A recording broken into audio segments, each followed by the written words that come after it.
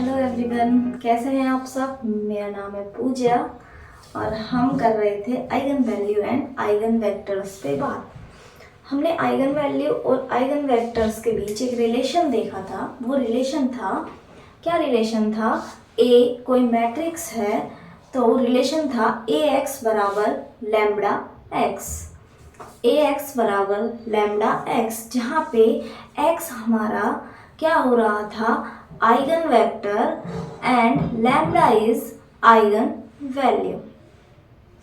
फिर इसके बाद हमने जो कैरेक्टरिस्टिक पॉलिनोमियल भी लिखा था और आइगन वैल्यू फाइंड कैसे करते हैं और फिर उसके कोरस्पॉन्डिंग किस तरह से हम आइगन वेक्टर फाइंड करते हैं, ये हमने एक एग्जाम्पल की हेल्प से भी देखा था।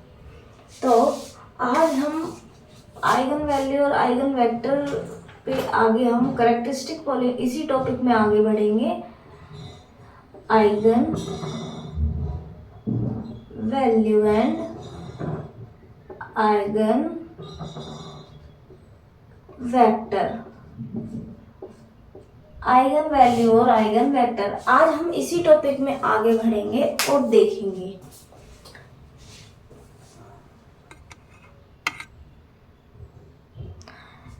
तो आज हम क्या करते हैं, कैसे डिटरमाइन करते हैं। हमने कैरेक्टरिस्टिक पॉलिनोमियल पढ़ा था, अब हम उसे रिलेट करेंगे। किस तरह करेंगे, आप देखिए कि हमारे पास कोई 2 डिग्री पॉलिनोमियल है।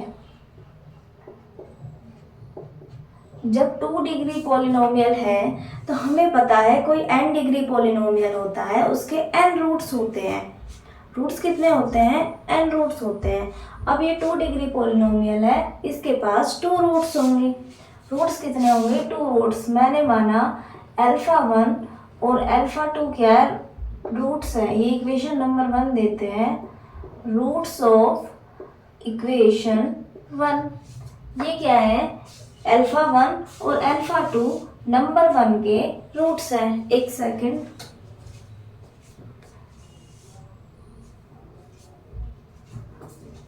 हाँ, तो अल्फा 1 और अल्फा 2 मैंने रूट्स माने।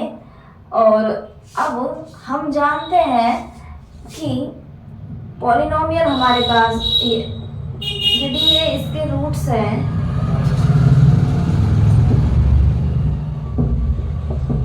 तो इस पॉलिनोमियल को हम इस तरह से लिख सकते हैं। इस पॉलिनोमियल को हम इस तरह से लिख सकते हैं। हम सिर्फ कंपेयर करेंगे, क्या करेंगे, एक्स स्क्वायर, हमने इसका कोफिशिएंट 1 बनाया है तो यहाँ भी 1 बना के लिख लेते हैं, क्योंकि यहाँ पे हमने लिया नहीं है ना एक के कॉरेस्पॉन्डिंग। तो अब देखिए X square minus alpha 1 plus alpha 2 X plus alpha 1 alpha 2 और बराबर हो गया X square plus B by A X plus C by A. ये हमारे पास हो गया।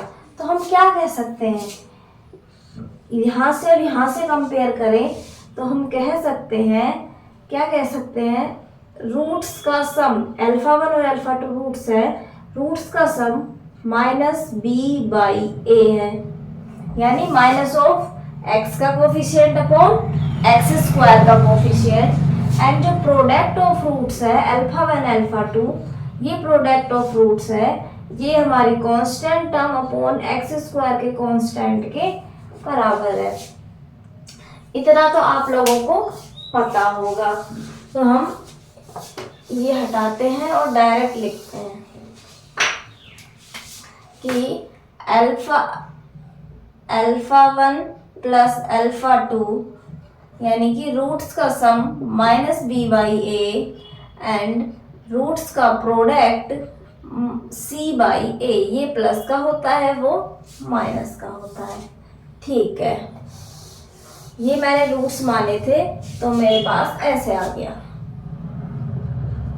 दूसरा, अब यदि मेरे पास एक इक्वेशन है 3 डिग्री है, यदि 3 डिग्री है और उसके रूट्स मान लेते हैं उसके रूट्स माने अल्फा 1, अल्फा 2, अल्फा 3, ये हमने माने रूट्स ऑफ इक्वेशन नंबर 2। अब 3 डिग्री है तो 3 रूट्स होंगे, 3 रूट्स माने, और उसी तरह से जब हम कंपेयर करेंगे तो हमें मिलेगा alpha 1 plus alpha 2 plus alpha 3, alpha 1 alpha 2 plus alpha 3 किसके बराबर, minus b by A, coefficient of x square upon x cube. एक मिलेगा alpha 1 alpha 2 plus alpha 2 alpha 3 plus alpha 3 alpha 1, एक ये टर्म मिलेगी और ये टर्म बराबर होगी c बाई ए के। ये टर्म किसके बराबर होगी, c बाई ए के। और यदि तीनों का प्रोडक्ट, पहले सिंगल सिंगल को ऐड किया, अब डबल डबल का प्रोडक्ट करके ऐड किया, अब यदि तीनों का प्रोडक्ट हम देखेंगे तो ये मिलेगा माइनस डी बाई ए। यानी जब हम वहाँ मल्टीप्लाई करेंगे इसे इस तरह लिख देंगे, ये माइनस का हो गया और ये हो गया माइनस 1 पे पावर 3, माइनस 1 पे पावर 1। इसी तरह हम यहाँ लिख सकते हैं माइनस 1 पे पावर 1 और ये माइनस 1 पे पावर 2। इस तरह से हम इन्हें इक्वेशंस पे ध्यान रखना है और ये ध्यान रखना है, ठीक है। अब यहाँ से हम इन जनरल पे जाएंगे। इन जनरल कैसे होता है, यहाँ से इन जनरल जाते हैं। In general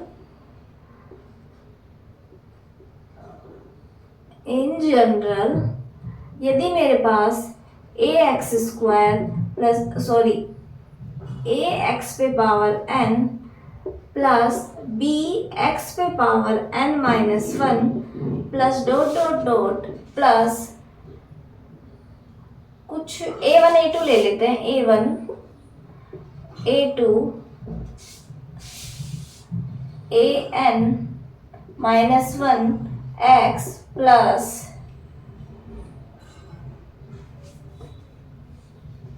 an x plus an plus 1। इसे स्टैंडर्ड फॉर्म में लिखते हैं। स्टैंडर्ड फॉर्म में लिखिए, इसे a नोट से शुरू करो, a1 माइनस 1, जिससे क्या है आप यदि किसी बुक में भी पढ़ेंगे तो आपको ध्यान आ जाएगा। स्टैंडर्ड फॉर्म में लिखा हमने a नोट x पे power n plus a1 x पे power n minus 1 plus dot dot dot an minus 1 x plus an बराबर 0। ये मैंने स्टैंडर्ड फॉर्म में रूट्स लिख दिए। अब ये n डिग्री की इक्वेशन है तो हमें रूट्स कैसे मिलेंगे,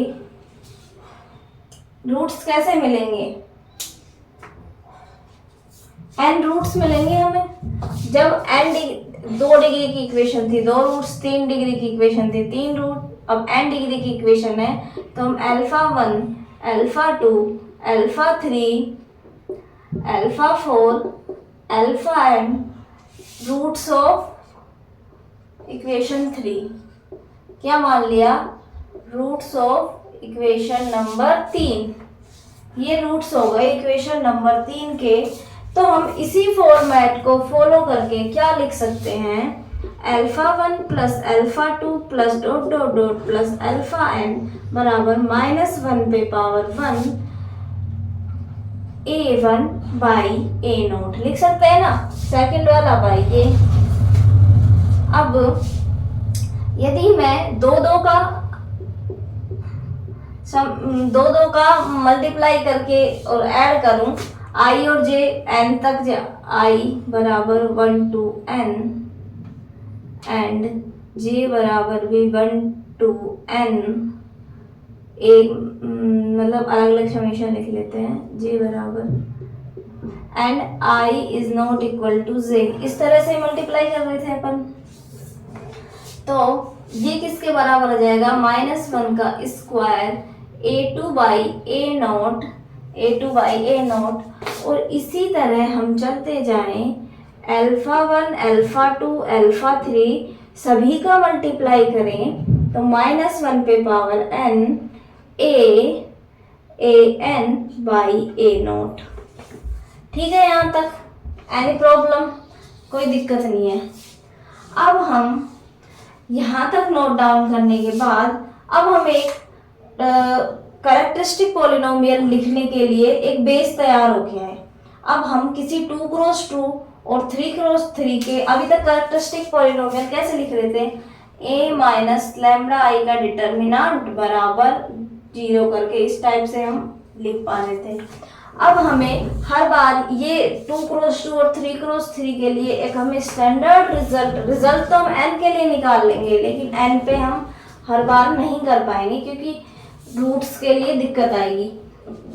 अब हम 2 और 3 के लिए एक स्टैंडर्ड फॉर्मूला बना लेंगे जो हम आसानी से याद रख सकते हैं और आराम से हम करेंगे। देखना आप कि कैरेक्टरिस्टिक पॉलिनोमियल, इधर मैट्रिक्स दिया और इधर कैरेक्टरिस्टिक तैयार। हमें बड़ा सारा ये डिटर्मिनेंट सोल्व करने की 2 और 3 के लिए आवश्यकता नहीं रहेगी। ठीक है, तो इधर वाला मिटाते हैं। एक मैट्रिक्स लेते हैं, पहले 2 क्रॉस 2 पे बात करते हैं। एक मैट्रिक्स लेते हैं A, एक मैट्रिक्स लिया मैंने A इस तरह से A11, A12, A21, A22। अब इसका कैरेक्टरिस्टिक निकालते हैं इस तरह से। कैरेक्टरिस्टिक कैसे निकाला, a माइनस लैम्डा आई बराबर 0। अब मैंने किया a11 minus lambda, a12, a21, a22 minus lambda, इसका कैरेक्टरिस्टिक 0। ये डायरेक्ट कैसे लिखा है, यहाँ तक आपको पता होगा कि डायरेक्ट हमने किस तरह से लिख दिया। अब इसे सोल्व करते हैं आगे, तो हमें मिलेगा a11 minus lambda into a22 minus lambda minus a12 a21 बराबर 0। This implies a11 a12 a22 minus lambda common लिया a11 plus a22 plus lambda square and minus a12 a21 बराबर 0, a12 a21 बराबर 0। अब इसे थोड़ा अरेंज किया, lambda square को आगे रखा, minus lambda into a11 plus a22 plus a11 a22 minus a12 a21 बराबर 0। ये इक्वेशन आ गई। अब थोड़ा गौर कीजिए, ये क्या है, a11 plus a22, a11 plus a22, ये है हमारे पास ट्रेस। ये क्या है, ट्रेस। गिवन मैट्रिक्स A की ट्रेस है। और ये क्या है, a11 a22 minus a12 a21, determinant. ये क्या है, डिटर्मिनेंट है A का। तो अब से हमें कभी भी गिवन 2 क्रॉस 2 मैट्रिक्स के लिए जब कभी भी हमें लिखनी होगी इक्वेशन, कैरेक्टरिस्टिक इक्वेशन, हम डायरेक्ट लिखेंगे। क्या लिखेंगे direct, lambda square minus of trace A plus into lambda plus determinant of A बराबर 0। और ये चलेगा कैसे, प्लस माइनस प्लस की तरह चलेगा। तो किसी भी 2 क्रॉस 2 के लिए हम इस टाइप से उसकी कैरेक्टरिस्टिक इक्वेशन लिख सकते हैं।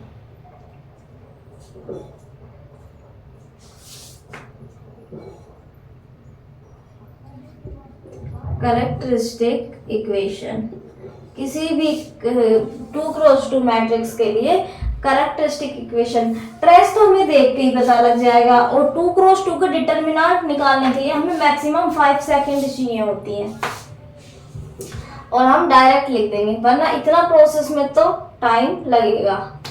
यहाँ से हमने कंपेयर किया और हमने निकाला कैसे, उसमें भी तो यही चल रहा था कि माइनस ऑफ, और यहाँ पे क्या आता था, ये जब यहाँ पे 1 है कोफिशिएंट, तो ये क्या था, सम ऑफ रूट्स, और ये था प्रोडक्ट ऑफ रूट्स। तो यानी इक्वेशन के लिए सम ऑफ रूट्स और सम प्रोडक्ट ऑफ रूट्स निकलेंगे। और लैम्बडा होता क्या है, लैम्बडा आइगन वैल्यू होती है यहाँ पे जब हम कंप्यूट करते हैं। तो यहाँ से हम क्या निकाल पाएंगे कि जो 2x2 मैट्रिक्स है या किसी भी मैट्रिक्स के लिए ट्रू होगा कि जो सम ऑफ रूट्स, ये इसके रूट्स ही आइगन वैल्यू कहलाएंगे। और यहाँ पे जो इसका सम हो रहा है वो किसके बराबर है, ट्रेस के बराबर है। तो हम क्या कह पाएंगे कि जो सम ऑफ आइगन वैल्यूज है, सम ऑफ रूट्स को, रूट्स क्या है इसके, आइगन वैल्यू, हम बोल सकते हैं sum of eigen value. Sum of eigen value minus पहले से दिया है, sum of eigen values, eigen values क्या कहलाता है, ट्रेस। माइनस तो यहाँ पे कैंसिल हो गया क्योंकि माइनस पहले से दिया है, माइनस ऑफ होता था। और इसी तरह यहाँ देखेंगे तो यहाँ पे प्रोडक्ट ऑफ रूट्स आता था।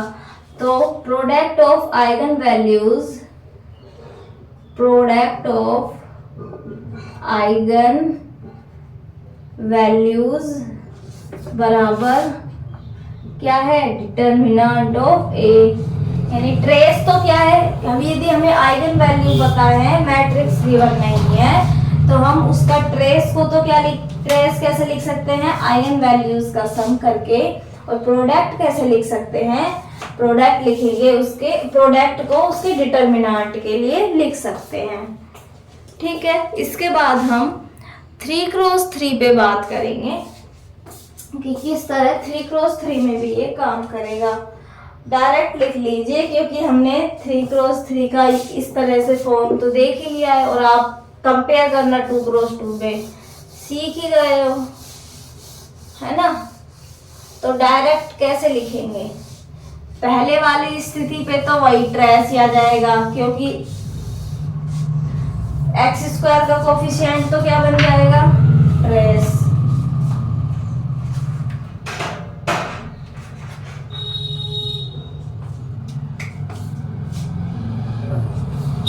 जब हम किसी 3x3 मैट्रिक्स पे बात करेंगे, जब हम किसी 3x3 मैट्रिक्स पे बात करेंगे तो हमारे पास a माइनस लैम्बडा आई है, वो क्या आ जाएगा, lambda cube minus of a11 plus a22 plus a33 lambda square plus C11 C11 ही आता है ना, हाँ, प्लस C33 एक लैम्बडा माइनस होता है सॉरी A11 A22 A33 बराबर 0। इस तरह से लिखते हैं हम, इस तरह से आएगा यदि एंट्रीज की फॉर्म में लिखे, वरना आप ऐसे बराबर करके इस तरह, आप इस तरह लिखिए कि इसे तो हम क्या लिख देंगे, इसे क्या लिख देंगे, सम ऑफ को तो ट्रेस माइनस ट्रेस ऑफ ए, और इस प्रोडक्ट को क्या लिख देंगे, प्रोडक्ट को क्या लिख देंगे, डिटर्मिनेंट ऑफ ए। इस तरह लिख देंगे आराम से। तो इसे एक ही लाइन में लिख लेते हैं, lambda cube trace of A lambda square plus C11 plus C22 plus C33 lambda minus determinant of A बराबर 0। ये हमारे पास 3x3 की कैरेक्टरिस्टिक हो गई। C11 C22 और ये सब तो आप समझ गए हैं क्या है, कोफैक्टर। A11 का कोफैक्टर C11, A22 का कोफैक्टर C22 और A33 का कोफैक्टर C33। और वैसे ये टर्म बराबर किसके आती, जैसे इसके eigen values lambda 1 lambda 2 lambda 3 होते, तो lambda 1 lambda 2 plus lambda 2 lambda 3 plus lambda 3 lambda 4 इस टाइप से आती ना, ये वाली जो टर्म है। और ये लैम्डा 1 लैम्डा 2 लैम्डा 3 प्रोडक्ट में, और ये lambda 1 plus lambda 2 plus lambda 3 इस टाइप से आती। तो आपको ये ध्यान रखना है कि 3 डिग्री में इस तरह से हम कैरेक्टरिस्टिक पॉलिनोमियल लिख सकते हैं। मेन बात एक तो 2 क्रॉस 2 और 3 क्रॉस 3 का डायरेक्ट किस तरह लिखना है कैरेक्टरिस्टिक, ये थोड़ा ध्यान दो। 2 क्रॉस 2 का तो आपको याद ही होना चाहिए, क्योंकि ये तो बहुत कम टाइम कंज्यूम करता है और एग्जाम्स में बहुत रिक्वायर होता है। हमारे पास टाइम इतना नहीं होता कि हम पूरे प्रोसेस को फॉलो करें। बाकी आप पूरे प्रोसेस को फॉलो करेंगे तो भी आंसर सेम आने वाला है, कोई अलग नहीं आएगा। बट यदि हम डायरेक्ट इस तरह से करेंगे तो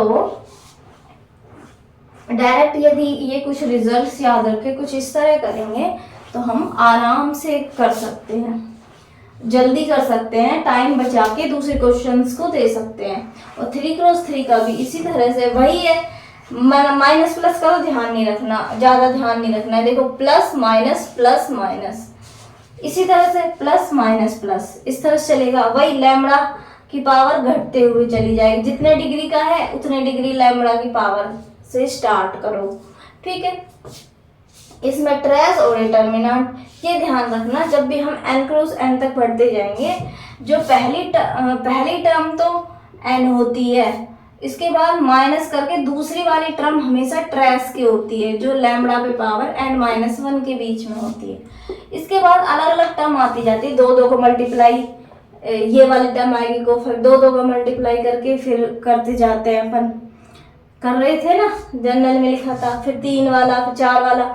लेकिन जो लास्ट टर्म होगी, लास्ट टर्म हमेशा जो जिसके साथ कोई लैम्बडा नहीं होगा, ये डिटर्मिनेंट ही होगी। एक बार एक क्वेश्चन पूछ लिया था कि कोई पॉलिनोमियल है, मोनिक पॉलिनोमियल है जिसका कोएफिशिएंट 1 होता है मोनिक का, तो उसमें कांस्टेंट टर्म इतनी है, तो आपको डिटर्मिनेंट कुछ ऐसे उसका निकलवाया था या गैस कराई थी आइगन वैल्यूज क्या हो सकती है, मुझे एग्जैक्ट याद नहीं। तो याद रखना कि लास्ट टर्म ये होती है हमेशा कांस्टेंट वाली, -1 पे पावर n और डिटर्मिनेंट, और सेकंड वाली ये हमेशा माइनस ऑफ ट्रेस, ये ध्यान रखना है, ठीक है। यहाँ तक आइगन वैल्यूज निकालना हमने देख ही लिया था कि हम आइगन एक 2 क्रॉस 2 के मैट्रिक्स में हमने देखा था आइगन वैल्यू और आइगन वेक्टर कैसे निकाल रहे थे, बस वही प्रोसेस फॉलो करना है। कि determinant of a minus lambda I और हमारे पास eigen values and eigen vector आ जाएंगे आराम से, है ना।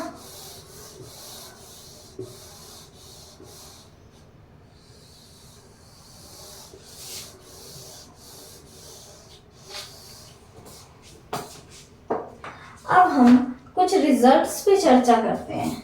रिजल्ट्स देखिए, अभी हमने आपको बताया कि A एक मैट्रिक्स है, X उसका आइगन वेक्टर है, तो लैम्बडा x इस टाइप से हमें मिलता है, ठीक है।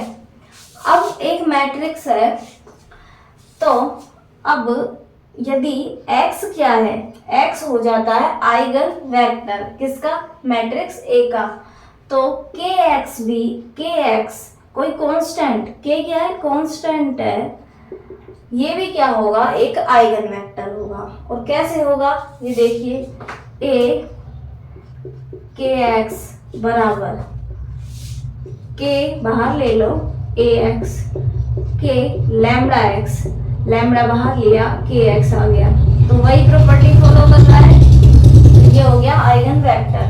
दूसरी बात ये समझिए आप कि लैम्बडा 1 और लैम्बडा 2 दो आइगन वैल्यूज है, लैम्बडा 1 और लैम्बडा 2 दो आइगन वैल्यूज है आपके पास। यदि मैं ऐसा कहूँ, इसके लिए भी मुझे x मिल रहा है और इसके लिए भी मुझे x मिल रहा है आइगन वेक्टर, तो मेरी ये बात 100% गलत है। किन्हीं दो अलग अलग आइगन वैल्यूज के लिए कभी भी सेम आइगन वेक्टर नहीं मिलता है। यदि आइगन वेक्टर सेम है तो आप डेफिनेटली कहेंगे कि λ1 और λ2 अलग नहीं है, सेम नंबर है, आइगन वैल्यू सेम है। तो हम कह सकते हैं, यहाँ से ध्यान रखना कि अलग अलग आइगन वैल्यूज के लिए अलग अलग आइगन वेक्टर मिलेगा, और यदि आइगन वैल्यूज दो आइगन वैल्यूज के लिए हमें सेम आइगन वेक्टर मिल रहा है तो आइगन वैल्यूज ही सेम होगी। ऐसा हो सकता है दो आइगन वैल्यूज, मेरे पास किसी मैट्रिक्स की 2 और 2 दो आइगन वैल्यूज है, तो मुझे एक ही आइगन वेक्टर मिले, पर यदि एक आइगन वेक्टर मिल रहा है तो वो दोनों अलग अलग नहीं होगी, सेम होगी, ये ध्यान रखना। तो हम कह सकते हैं किन्हीं भी दो अलग अलग आइगन वैल्यूज के लिए यदि मुझे x1 और x2 मिलता है आइगन वेक्टर, तो दोनों कैसे होंगे, Li। ये और ध्यान रखना, किन्हीं भी दो डिफरेंट आइगन वैल्यूज के आइगन वेक्टर हमेशा Li होते हैं, लीनियरली इंडिपेंडेंट होते हैं, एक दूसरे पे डिपेंड नहीं करते हैं। ठीक है, ये रिजल्ट हम पहले लिखते हैं, फिर इसके आगे और रिजल्ट्स पे चलेंगे।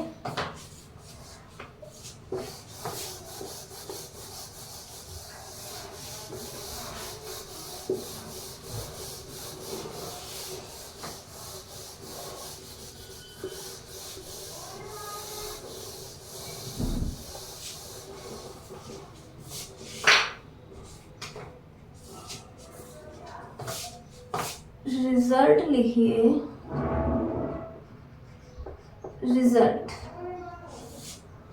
रिजल्ट है कि x is an eigenvector, x is an eigenvector of matrix A corresponding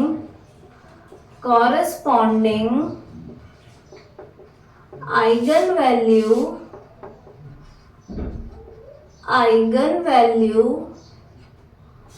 lambda then kx, where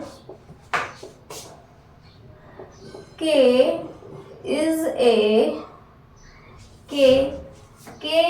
a constant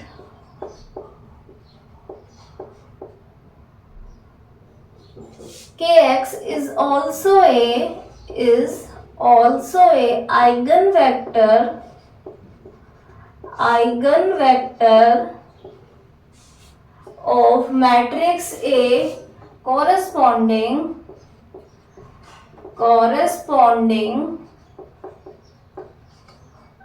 same eigenvalue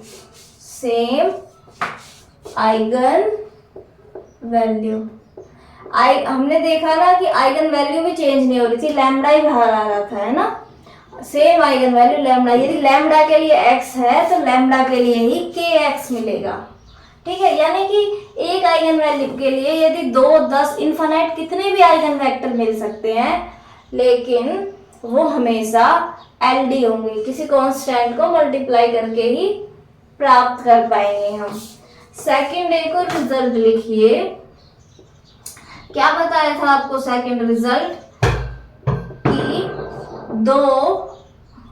जब हमारे पास एक आइगन वेक्टर है वो दो आइगन वैल्यूज के लिए मिल जाए, एक आइगन वेक्टर दो आइगन वैल्यूज के लिए मिल जाए तो दोनों आइगन वैल्यूज सेम हो जाती है। तो हम कह सकते हैं an eigenvector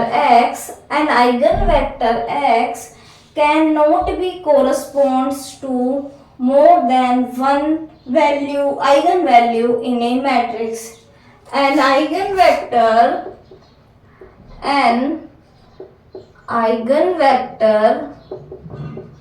x cannot be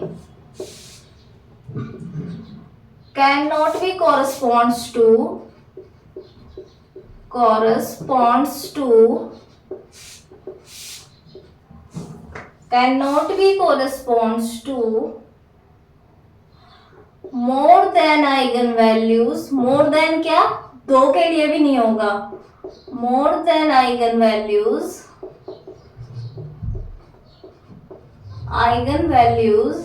in a matrix, in a matrix. दो अलग अलग मैट्रिक्स हैं तो उनमें अलग अलग मैट्रिक्स के लिए अलग अलग आइगन वैल्यू के लिए सेम आइगन वेक्टर मिल सकता है, पर हम एक सिंगल मैट्रिक्स पे बात कर रहे हैं।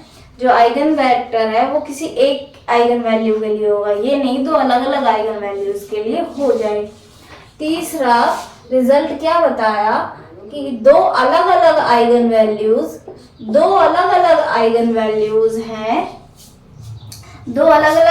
वैल्यूज हैं, उनके लिए अलग अलग आइगन वेक्टर मिलेंगे, तो वो दोनों क्या होंगे, Li। तो eigen vectors corresponding to eigen vectors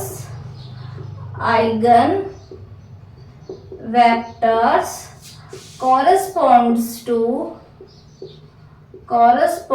to different eigenvalues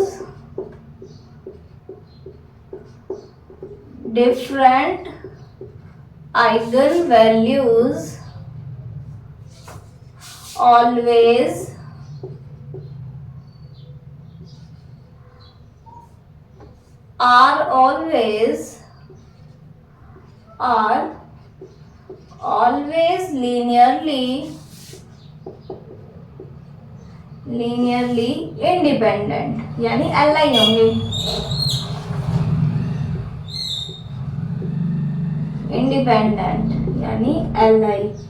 दो आइगन वेक्टर हैं अलग अलग आइगन वैल्यूज के लिए, तो वो हमेशा क्या होंगे, Li होंगे।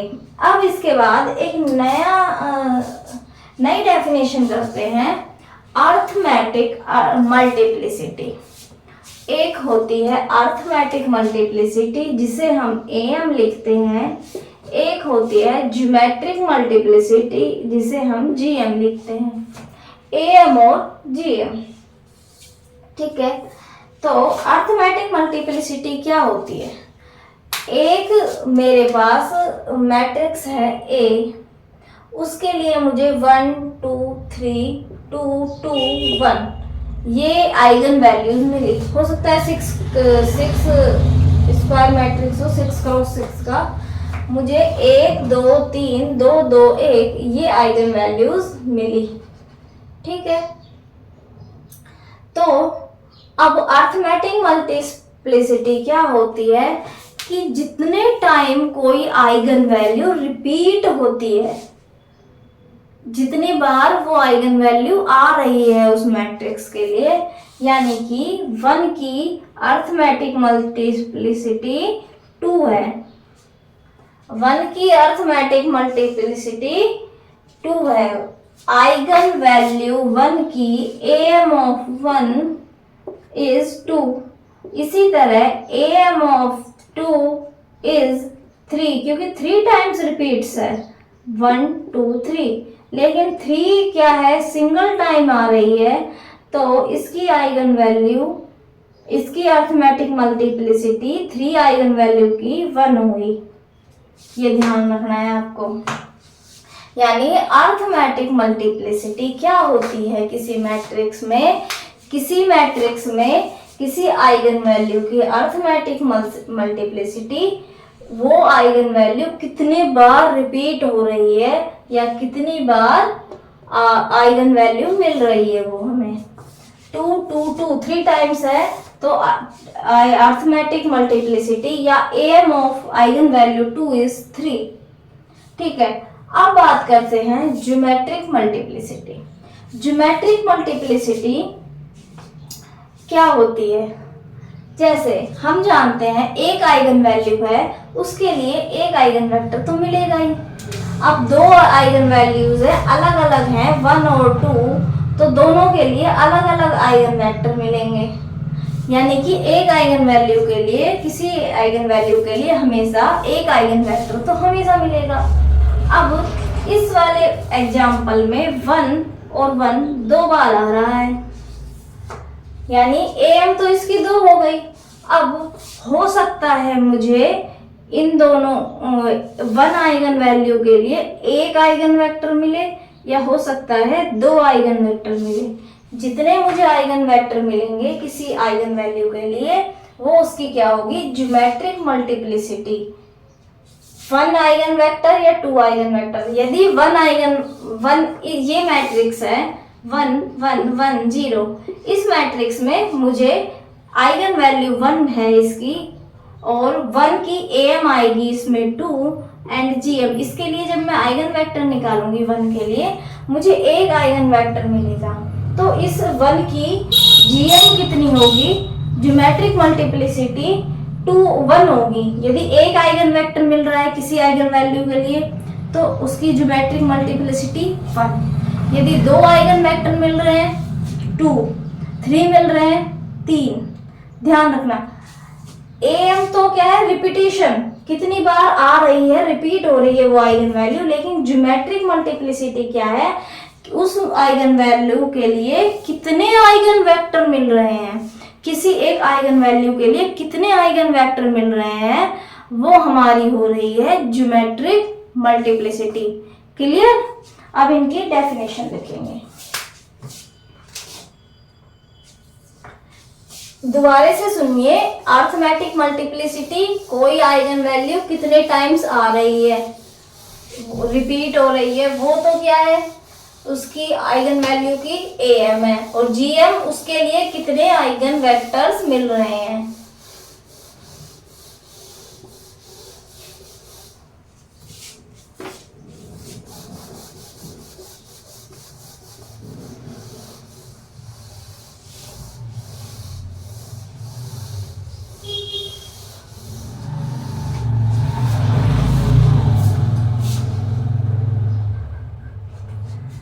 तो आप लिखेंगे am और gm की डेफिनेशन।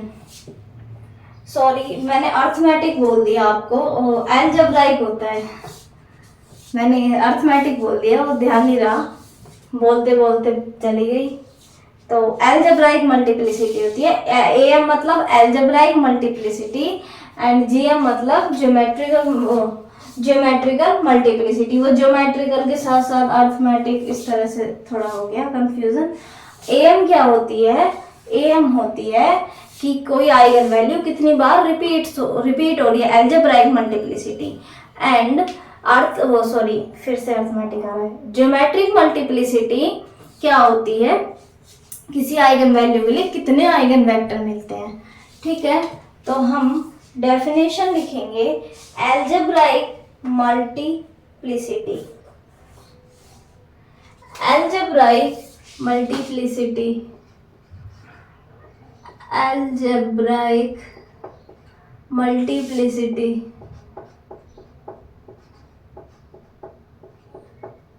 वो अरिथमेटिक तो मीन होता है ना, वो am gm से वही याद रहेगा। और लिख लीजिए, क्योंकि हम जब क्वेश्चन करेंगे तो am gm ही लिखेंगे, इतना बड़ा थोड़ी लिखेंगे, टाइम कंज्यूमिंग। तो algebraic multiplicity, the number of times an eigenvalue of a matrix, the number of times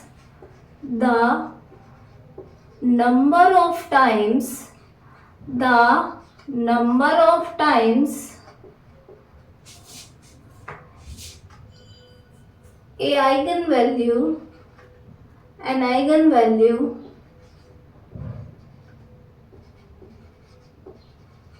of a matrix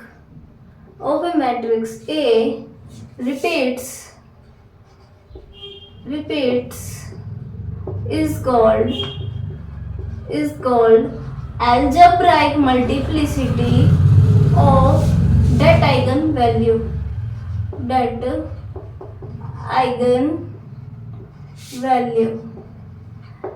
कितनी बार आ रही है वो उस मैट्रिक्स में के लिए, तो वो होती है उसकी अलजेब्राइक मल्टीप्लिसिटी। दूसरी आप लिखिए ज्योमेट्रिक मल्टीप्लिसिटी। ज्योमेट्रिक मल्टीप्लिसिटी क्या होती है? किसी आइगन वैल्यू के लिए कितने आइगन वेक्टर आ रहे हैं, the number of eigen vector, the number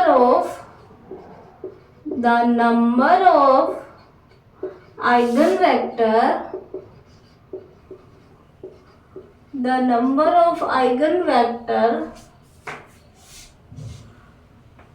in corresponding to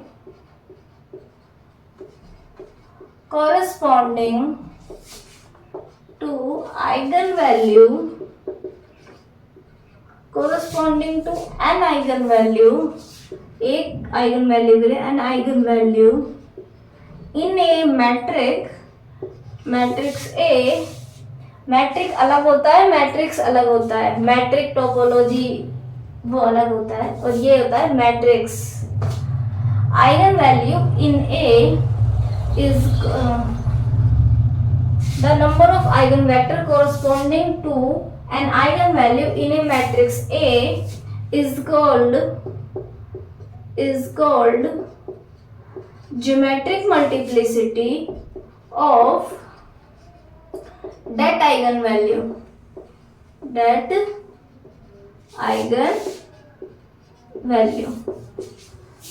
एक एग्जाम्पल लेते हैं सिंपल सा।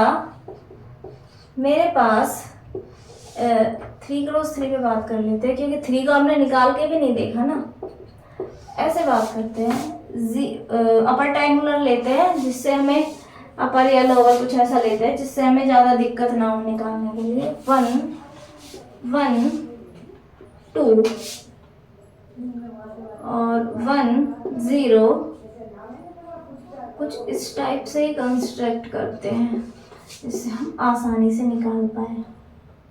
ये 3x3 का है।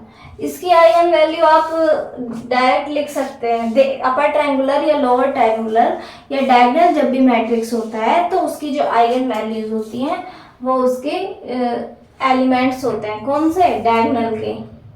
डायगोनल के एलिमेंट्स ही उसके आइगन वैल्यूज कहलाती है। और वैसे हम इसका कैरेक्टरिस्टिक लिखने की कोशिश करते हैं, lambda cube minus trace is 4 lambda square plus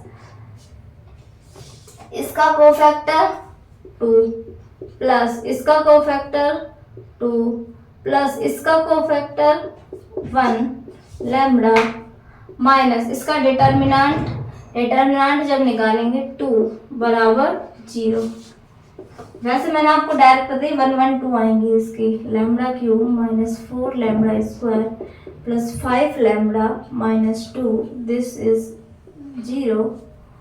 तो इसकी जो आइगन वैल्यूज है पुट कर दिए, लैम्डा माइनस 2 और इसके जो रूट्स होंगे 1 माइनस 4 प्लस 5 माइनस 2, ठीक है 1 हो जाएगा, और 2 8 माइनस 16 माइनस 8 प्लस 2। हाँ, इसकी आइगन यहाँ से जब आप सोल्व करेंगे तो 1 1 2 ये इसकी आइगन वैल्यूज आ रही हैं, ठीक है।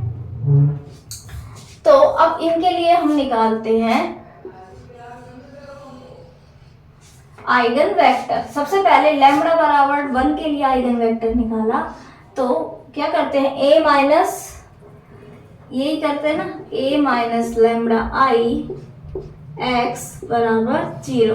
तो हम क्या करेंगे 0 1 0 0 1 0 हो जाएगा, 0 0 0 0 1 ये आ गया। तो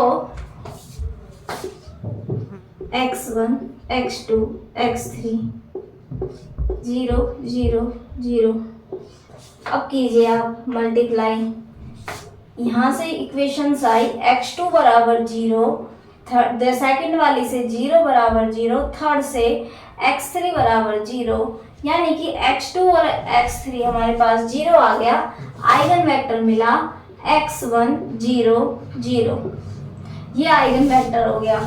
या मैं यहाँ से यहाँ पे डायरेक्ट लिख दूं क्योंकि जगह कम है,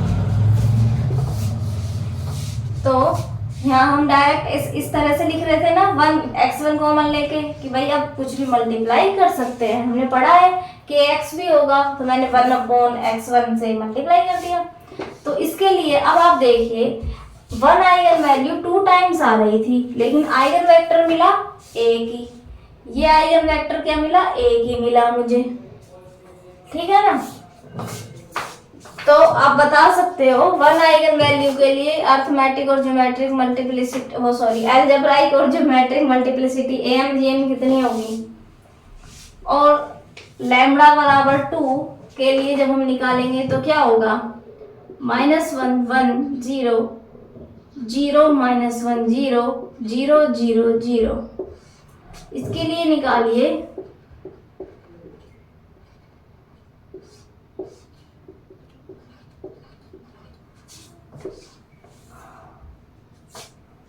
-x1 + x2 बराबर 0, -x2 बराबर 0 एंड 0 बराबर 0। यहाँ से x2 0 और इसमें रखेंगे तो x1 0, यानी कि जो आइगन वेक्टर मिलेगा 0 0 1, ये आइगन वेक्टर मिलेगा किसके लिए, ये तो है लैम्बडा बराबर 2 के लिए, और ये आइगन वेक्टर है लैम्बडा बराबर 1 के लिए। अब मुझे आप यहाँ बता दीजिए am of 1 arithmetic multiplicity of 1 is 2, क्योंकि 2 टाइम्स आ रही है। अर्थमेटिक मल्टीप्लिसिटी ऑफ 2 इज 1, 2 एक बार ही आ रही है। अर्थमेटिक नहीं सॉरी अलजेब्राइक जीएम क्या होता है, जीएम ऑफ 1, क्योंकि हमें एक ही आइगन वेक्टर मिल रहा है तो ये 1, और यदि हमें 1 से 2 मिल जाते तो 2 हो जाती, और 2 के लिए 1 आइगन वेक्टर है तो 1, ध्यान रखें, सॉरी इसकी तो 1 आएगी ना, क्योंकि 2 तो एक ही बार आ रही है। अर्थमेटिक मल्टीप्लिसिटी कितनी होगी, 1 2 की, और 1 की 2, वो लिखने में मिस्टेक हो गई शायद।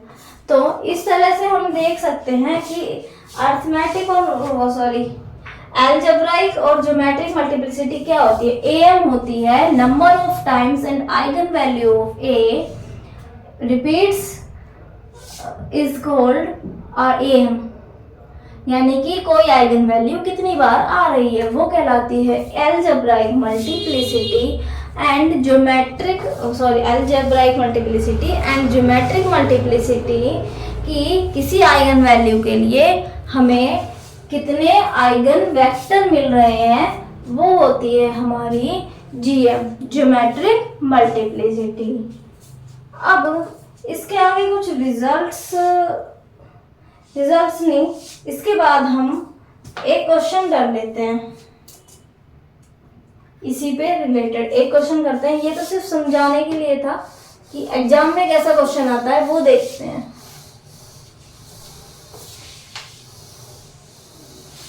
एक क्वेश्चन नोटबुक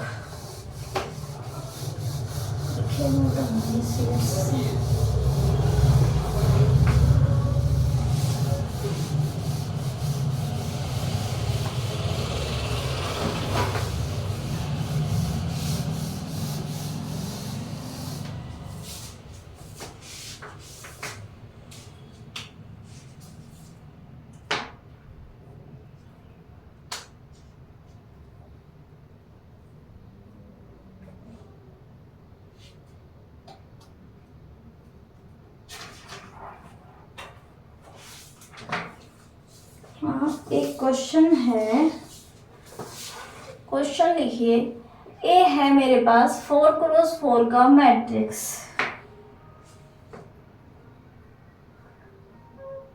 हाँ आप ऐसे लिख लीजिए कि अभी जो नलिटी है a-2i की वो 2 है, नलिटी a-4i की इतनी है 1 है, and rank of a is 3 है, और इसने हमसे चेक कराए हैं 0 to 4 are eigenvalues of A। Second पूछा है डिटर्मिनेंट ऑफ A बराबर 0। थर्ड पूछा है ट्रेस ऑफ A बराबर 8। एंड फोर्थ पूछा है डिटर्मिनेंट ऑफ 1 बराबर इज नॉट इक्वल टू 0। ये हमारे पास क्वेश्चन है। अब आप थोड़ा इतना समझिए, पहले ये जो नलिटी दे रखी है इसे समझ, रैंक तो आप समझ गए होंगे। नलिटी मैंने बताई थी नंबर ऑफ कॉलम माइनस उसकी rank, number of column minus उसकी रैंक करते थे। ठीक है, अब 4x4 का मैट्रिक्स है, जब मैं A माइनस 2i करूंगी तो भी 4x4 का ही रहेगा। ठीक है ना। और नलिटी हमें क्या बताती है, इस क्वेश्चन से आप ये समझ लीजिए, नलिटी हमें क्या बताती है, यदि नलिटी इसकी 2 है, नलिटी क्या है इसकी 2, तो एक रिजल्ट शायद मैंने आपको लिखाया नहीं है, अभी बता देती हूँ, इस क्वेश्चन के बाद लिखा दूंगी कि जो अर्थमेटिक अलजेब्राइक मल्टीप्लिसिटी होती है हमेशा ग्रेटर देन इक्वल टू होती है AM GM से। ज्योमेट्रिक मल्टीप्लिसिटी AM हमेशा greater than equal to GM होती है। ठीक है, ये याद रखना, ये यहाँ जुड़ जाएगा रिजल्ट, मैंने शायद वो पहले ध्यान नहीं डाले था ना। हाँ, तो ये क्या रिप्रेजेंट कर रहा है, यदि मैं उस मैट्रिक्स A में से 2i निकालूं, एक मैट्रिक्स बन गया 4x4 का, उसकी नलिटी क्या है 2, उसकी नलिटी क्या है 2, तो ये मुझे बताएगा कि GM ऑफ ये 2 eigen value lambda A minus lambda I की तरह ट्रीट करें तो हम nullity of A minus 2i बराबर 2 है, जो बराबर है geometric multiplicity of eigen value 2 GM of 2 के बराबर 2 के लिए है और आइगन वैल्यू 2 के बराबर है। अब हम इस रिजल्ट से जानते हैं GM AM से बराबर या छोटी होगी, तो हम लिख सकते हैं अर्थमेटिक मल्टीप्लिसिटी ऑफ 2 होगी 2 या 2 से ज़्यादा, आइगन वैल्यू 2 के लिए। तो आप देखिए, अब यदि इसके 2 आइगन वेक्टर मिल रहे हैं GM का मतलब, तो ये ऐसे रिप्रेजेंट करता है। आप GM को याद रखिए, समझिए इसे। फिर आगे किस तरह होता है, आप ऐसे भी कर सकते हैं कि इसकी नलिटी 2 आई, इसकी रैंक भी 2 आ जाएगी, क्योंकि 4 माइनस 2 करके रैंक भी 2 आ जाएगी। फिर हम वहाँ से भी कुछ रिजल्ट्स निकालेंगे। आप ऐसा याद कर लीजिए, नलिटी का मतलब है जो कितने आइगन वेक्टर मिलेंगे उसके लिए। तो यदि इसकी 2 है, तो यदि नलिटी ये 2 आइगन वेक्टर के लिए नलिटी 2 दी है, तो हमें 2 आइगन वेक्टर मिलेंगे और इसे क्या कहेंगे हम, geometric multiplicity GM, eigen value 2 के लिए, और GM हमेशा AM से छोटी या उसके बराबर होती है। तो हमें 2 के लिए या तो 2 तो है ही कम से कम, या तो आइगन वैल्यू 2 बार आ गई, या इससे ज़्यादा आ सकती है, कम से कम 2 बार तो आ गई। इसी तरह सेकंड वाले को जब हम ट्रीट करेंगे, नलिटी A माइनस 4i बराबर 1, ये होगी GM ऑफ आइगन वैल्यू 2, ये भी ग्रेट आइगन वैल्यू 4, यहाँ पे 4 है ना, 4 less than equal to AM of 4। तो यानी एक बार कम से कम 4 है, एक बार कम से कम 4 है। अब यदि मैट्रिक्स 4x4 का दिया है, 4x4 का यदि मुझे मैट्रिक्स दिया है, तो कम से मुझे 4 आइगन वैल्यू मिलेगी। जितने ऑर्डर का मैट्रिक्स होता है उतनी आइगन वैल्यू हमें मिलती है। ठीक है, n ऑर्डर के मैट्रिक्स की n आइगन वैल्यू मिलती है। जिस तरह रूट्स मिल रहे थे, n रूट्स मिल रहे हैं, तो n आइगन वैल्यू मिलेगी। अब 2 बार तो 2 ये है, इससे ज़्यादा भी हो सकती है। एक बार 4 है, लेकिन इससे ज़्यादा भी हो सकती है 4। लेकिन अब एक बार 2 ज़्यादा है या 4 ज़्यादा है, ये हमें कंफर्म कैसे हो। अब हमें एक चीज़ और दी है, रैंक ऑफ 3। तो रैंक ए की कितनी है 3, यानी कि मैट्रिक्स का ऑर्डर है 4, रैंक है 3, यानी कि हम क्या कह सकते हैं, इसकी नलिटी कितनी हो गई 1। नलिटी कितनी है, देखो रैंक ऑफ ए बराबर 3, यहाँ से हम इम्प्लाइज कर सकते हैं नलिटी ऑफ ए बराबर 1, 4 - 3 1। इसे इस तरह लिख सकते हैं, nullity of A minus 0i बराबर 1। This implies gm of 0 less than equal to am of 0।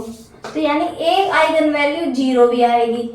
तो हो गई हमारे पास 4 कंप्लीट, यानी कि am और gm सभी आइगन वैल्यूज की बराबर है।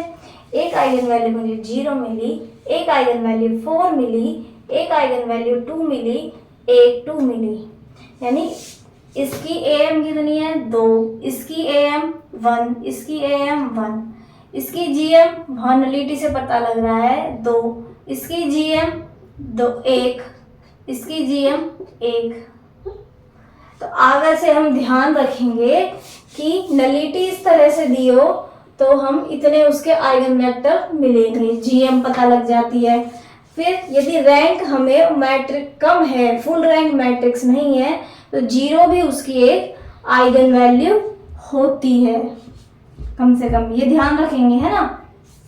फिर अब देखिए 0 2 4 आइगन वैल्यू है ए की, बिल्कुल है।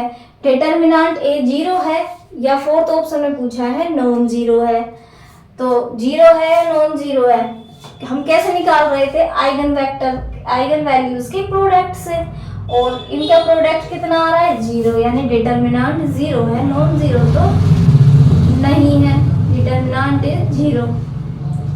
फिर ट्रेस क्या था, सम ऑफ आइगन वैल्यू। सम कितना हो गया इनका 4 + 2 + 2 + 0 8, तो ट्रेस आ गई 8। तो इस तरह हम करेंगे इस क्वेश्चन को, ध्यान रखना है आपको किस तरह कर रहे हैं। कुछ चीजें क्वेश्चन से समझ में आएगी अपने को, है ना। और ये ऐसा हो क्यों रहा है, नलिटी होती क्या है बेसिकली, नल स्पेस नलिटी उसकी डायमेंशन होती है नल स्पेस की, ठीक है। और नल स्पेस में वो वेक्टर्स आते हैं, नल स्पेस में वो वेक्टर आते हैं जिससे उस मैट्रिक्स को मल्टीप्लाई करने पे हमें 0 मिलता है। क्या मिलता है 0, तो वो क्या कहला देती है, नल स्पेस में आ जाता है वो वेक्टर, और उन्हीं की डायमेंशन नलिटी कहलाती है। तो इसीलिए हम यहाँ से डायरेक्ट बोल पा रहे हैं कि इसके लिए इसकी क्या है, ये नलिटी का मतलब इतने आइगन वेक्टर मिलेंगे, ठीक है। जो एक रिजल्ट था वो रिजल्ट और लिख लीजिए। रिजल्ट क्या लिखना है, डायरेक्ट ऐसे लिख लीजिए बस स्टार लगा के। किसी भी मैट्रिक्स में am > gm होती है,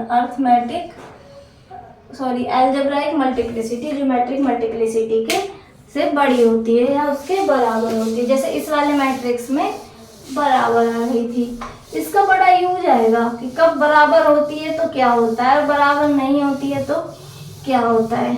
हम सिमिलर मैट्रिक्स पढ़ लेंगे, उसके बाद कुछ रिजल्ट्स पढ़ेंगे, तो एक कॉन्सेप्ट आएगा आगे डायगोनलाइजेबल मैट्रिक्स का, कि डायगोनलाइजेबल है या नहीं है। तो वहाँ पे काम आएगा जब दो am और gm बराबर हो जाती है सभी आइगन वैल्यूज के लिए उस मैट्रिक्स की, तो वो डायगोनलाइजेबल होता है और वरना नहीं होता है ना। तो ऐसा आगे पढ़ेंगे, अभी तो कुछ सिमिलर मैट्रिक्स का कॉन्सेप्ट बाकी है और कुछ हमारे पास रिजल्ट्स हैं, और जो हमने डिफरेंट टाइप्स मैट्रिक्स में पढ़े थे कि कितने हमारे पास क्या थे मैट्रिक्स, सिमेट्रिक था, ऑर्थोगोनल था, स्क्यू सिमेट्रिक था, हर्मिशियन था, यूनिटरी मैट्रिक्स था। तो उन सब के आइगन वैल्यूज किस टाइप से होते हैं, स्टैंडर्ड जब हम किसी मैट्रिक्स को देख के पहचान जाए ये आइडेम्पोटेंट है तो हमें पता होना चाहिए आइडेम्पोटेंट की आइगन वैल्यूज क्या क्या हो सकती है। तो हम बाकी के ऑप्शंस को तो वैसे ही इजीली डिस्कार्ड करें, तो वो सब का हम देखेंगे, जनरली लिखेंगे ज़रूर कि कैसे होता है, क्या होता है ना, इन मैट्रिक्स के लिए। तो आज के लिए इतना ही, बाकी नेक्स्ट क्लास में करेंगे। Thank you.